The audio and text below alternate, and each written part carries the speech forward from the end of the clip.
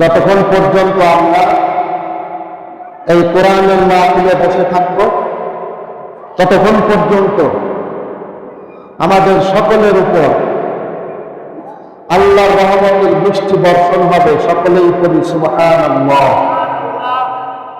শুধু তাই নয়, এই কোরআন শোনার জন্য যারা বাড়ি থেকে বের হবে, সামনে একটি পা ফেলবে, পিছনের পাটি ওঠানোর সাথে সাথে আল্লাহ তার জীবনের সমস্ত সগীরা গুনাহগুলা মাফ করে দিবে।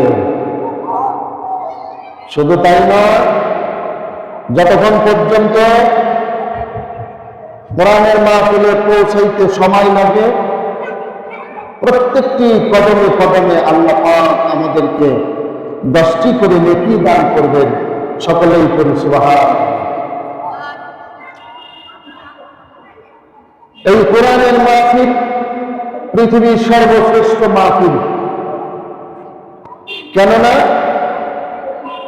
আমাদের নবী বিশ্বনবী মুহাম্মদ রাসূলুল্লাহ সাল্লাল্লাহু আলাইহি ওয়াসাল্লাম তিনি বলেছেন, পৃথিবীতে দুই ধরনের মাহফিল হবে, একটি হলো জলসায়ে রহমানি, আর একটি হবে জলসায়ে শয়তানি। আজ আন্দারমানি ইসলামিয়া হাফিজিয়া মাদ্রাসায় যে মাহফিলটি হচ্ছে, এই মাহফিলের নাম জলসায়ে রহমানি। মাহফিলটার নাম কি?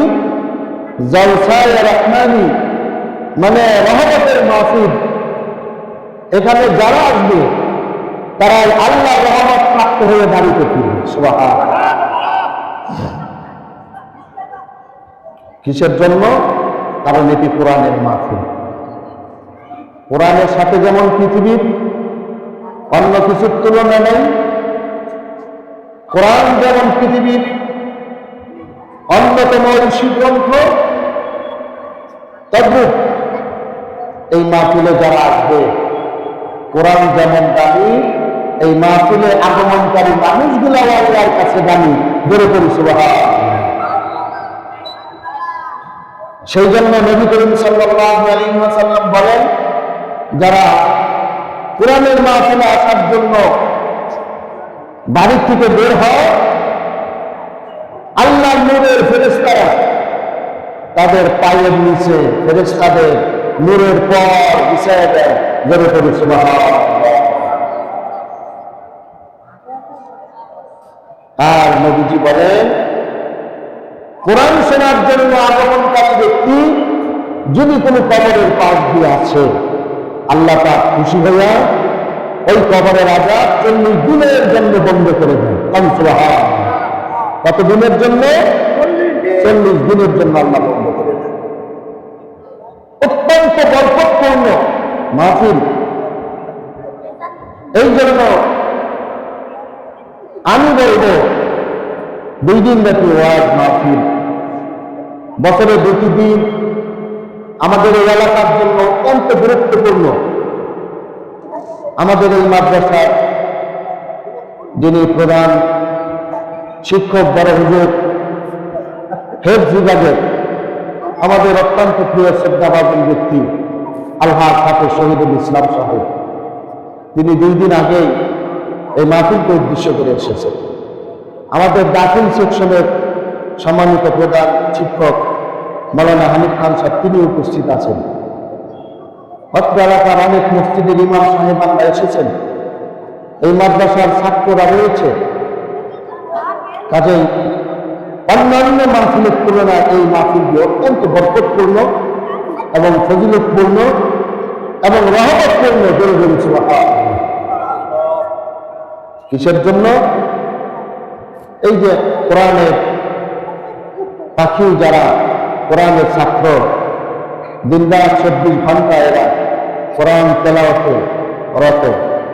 নবী সাল্লাল্লাহু আলাইহি ওয়াসাল্লাম বলেন, আল্লাহ মানুষের ওই কথাটি সবচেয়ে বেশি পছন্দ করেন যেই কথাটি বান্দা কোরআন থেকে বলে। বলে বলি সুবহানাল্লাহ। আর রাসূলুল্লাহ বলেছেন, সর্বোত্তম কথা হলো ওই ব্যক্তির কথা যেই ব্যক্তি আল্লাহর কোরআন থেকে কথা বলে। বলে বলি সুবহানাল্লাহ। মান ক্বালা বিহি সাদাকা, সবচাইতে সত্য কথা, দামি কথা, সুন্দর কথা তোমরা যদি শুনতে চাও তাহলে কোরআনের কথাগুলি তোমরা শোনো। চিৎকার দিয়ে বলি সুবহানাল্লাহ। এটি কার কথা? রাসূলুল্লাহর কথা। কার কথা? রাসূলুল্লাহর কথা। আর নবীজি বলেছেন যে আল্লাহ বান্দার এই কথা সবচেয়ে বেশি মনোযোগ দিয়ে শুনে যে কথাগুলো বান্দা কোরআন থেকে ঘোষণা করে, জোরে বলি সুবহানাল্লাহ। এই জন্য আল্লাহ বলেছেন ওয়ামান আহসানু কাওলান মিম্মান দাআ ইলাল্লাহি ওয়া আমিলা সালিহান ওয়া ক্বালা ইন্নানি মিনাল মুসলিমিন। তার কথার চাইতে দামি কথা আর তার কথা হতে পারে, তার কথার চাইতে ভালো কথা আর তার কথা হতে পারে, তার সেই কথার চাইতে গ্রহণযোগ্য কথা মানার কথা আর কার কথা হতে পারে, যারা মানুষকে আল্লাহর দিকে আহ্বান করে। সুবহানাল্লাহ। যারা মানুষকে আল্লাহর দিকে আহ্বান করে এবং তারা বলে ওয়াকানা ইন্নানি মিনাল মুসলিমিন, এবং নিজেকে মুসলমান দাবি করে। চিল্লায়ে সুবহানাল্লাহ। এই জন্য বিশ্বনবী রাহমাতুল লিল আলামিন কোরআন সম্পর্কে তিনি বলেছেন যে কোরআন তোমরা বেশি বেশি করে আল্লাহর কোরআন তেলাওয়াত করো, কেননা কিয়ামতের ময়দানে ফাইন্নাহু লা ইয়াতি ইয়াউমাল কিয়ামাতি শাফিআন লিআসহাবিহি, এই কোরআন তোমাদের জন্য সুপারিশ করবে। কোরআন সুপারিশ করবে। কোরআন যার জন্য সুপারিশ করবে তিনি বিনা হিসাবে আল্লাহর জান্নাতি হবেন। সুবহানাল্লাহ। আর কোরআন যার বিপক্ষে যাবে ওই লোকটা জান্নাতে যেতে পারবে। আরো জোরে বলে জান্নাতে যেতে পারবে। কোরআন তার জন্য সুপারিশ করবে। এবার কোরআন নামক সহকারে শুনি, কোরআন তার জন্য সুপারিশ করবে যিনি কনকনা শীতের মধ্যে আরবের জনকে হারাম করে আন্দারমানি ইসলামিয়া 2 দিন ব্যাপী এই ওয়াজ মাহফিলে কোরআন শুনেছে মনোযোগ সহকারে। আমাদের মাঝে একটা নীতি ব্যবহার আছে, বাড়ির থেকে ওয়াজ শোনার কথা বইলা ওয়াজের মাথায় এসে শুধু এদিক আর ওদিক ঘোরাফেরা করে। কথা বলেন ঠিক কিনা? ওয়াজ শোনার কথা বললে এদিক ওদিক ঘোরাফেরা করে। এই জন্য কোরআন তার জন্য সুপারিশ করবে। কোরআন তার জন্য সুপারিশ করবে যেই ব্যক্তি দুনিয়ার মধ্যে কোরআনের কে সম্মান করেছে, কোরআন অনুযায়ী জীবন যাপন করেছে, কোরআন সুন্নাহ ভিত্তিক জীবন করেছে, আর কোরআনের কথাগুলো মেনেছে, আর কোরআন তেলাওয়াত করেছে। যেখানে কোরআন তেলাওয়াত হয়েছে প্রাণ ভরে কান লাগিয়ে আল্লাহর কোরআন তেলাওয়াত শুনেছে।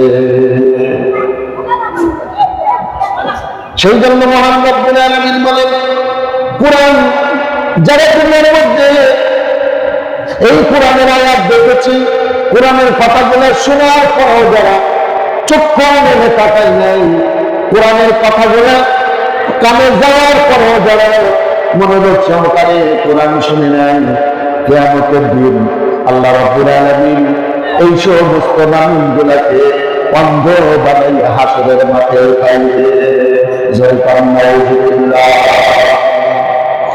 তারা আল্লাহর কাছে ফরিয়াদ করবে, রব্বুল আলামিন আমরা তো দুনিয়ার মধ্যে চক্ষুষ্মান ছিলাম, অন্ধ ছিলাম না, হাসরের ময়দানে আমাদেরকে কেন অন্ধ হয়ে উঠানো হলো, আমাদেরকে কেন বহির করে উঠানো হলো, আমাদেরকে কেন গয়রা বানাইয়া উঠানো হলো?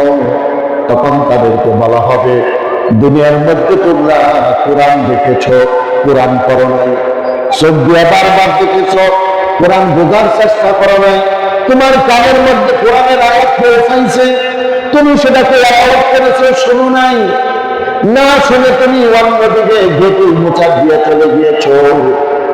কোরআন তুমি আল্লাহ সুন্দর জবান দিয়েছিল, এই জবান দিয়ে তুমি কোরআন পড়ো নাই, এই জন্য আল্লাহ রাব্বুল আলামিন হাসরের ময়দানে তোমাকে অন্ধ বুঝায় বয়রা বানাইয়াও খাইবে। নাউযুবিল্লাহ মিন যালিক। এই জন্য নিয়ম হলো, যেখানে কোরআনের আলোচনা হবে সেখানে যদি সময় থাকে আমাদের মন প্রাণ দিলের কান লাগাইয়া সে আলোচনায় আমাদের অংশগ্রহণ করতে হবে। অন্যথায় এই কোরআনের সম্মান, কোরআনের মর্যাদা আমাদের রক্ষা হবে, ঠিক কিনা? এখন এখানে কোরআনের মাহফিল হইতেছে, মাহফিলের লোক নাই, আপনি কোরআন শোনা কথা বলে শুধু মাঠের বাহির দিয়ে ঘুরতেছে। আমাদের দেশের মাহফিল গুলা অধিকাংশ মাহফিলে এরকম অবস্থা হয়, কথা ঠিক কিনা?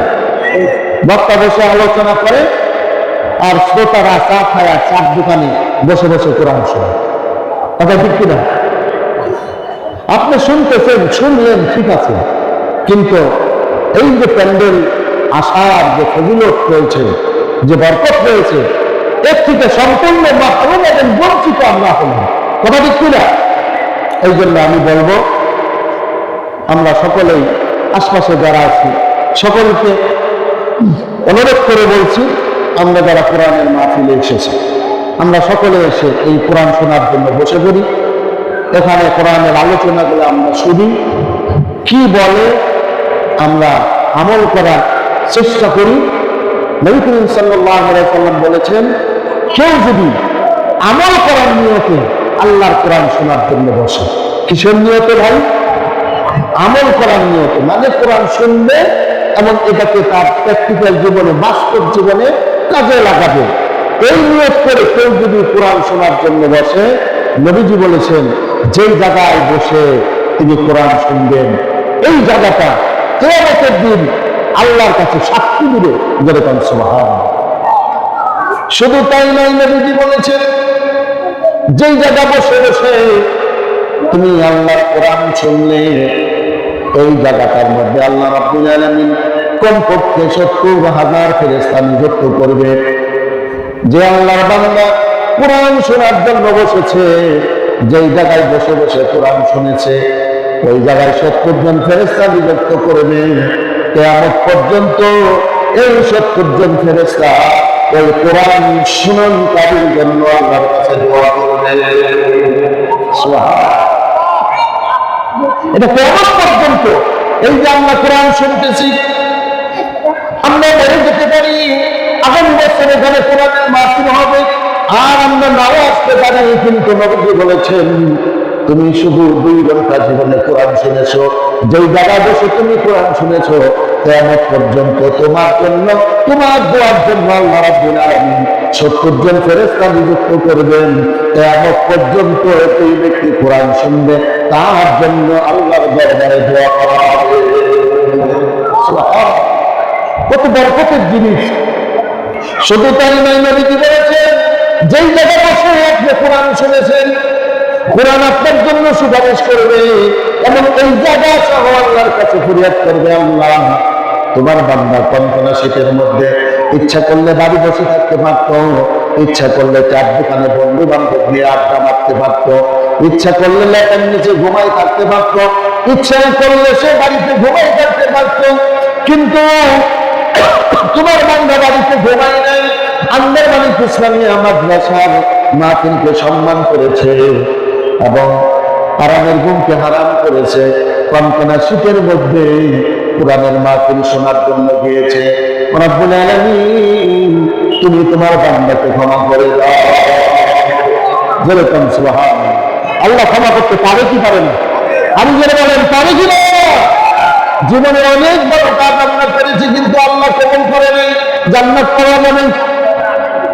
কিন্তু আজকে একটু কোরআন শুনলাম, 1 ঘন্টা 2 ঘন্টা বা 3 ঘন্টা আমরা কোরআন শুনলাম, আল্লাহ এই কাজটি বড় ভালোবেসেছে, বড় পছন্দ করেছে। এই কাজের বিনিময় আল্লাহ আপনাকে আমাকে ক্ষমা করে দিতে পারে কি পারে না? যেমন মাঝে মধ্যে আমি বলে থাকি, শীতের রাত্রে আপনি ঘুমিয়ে পড়েছেন,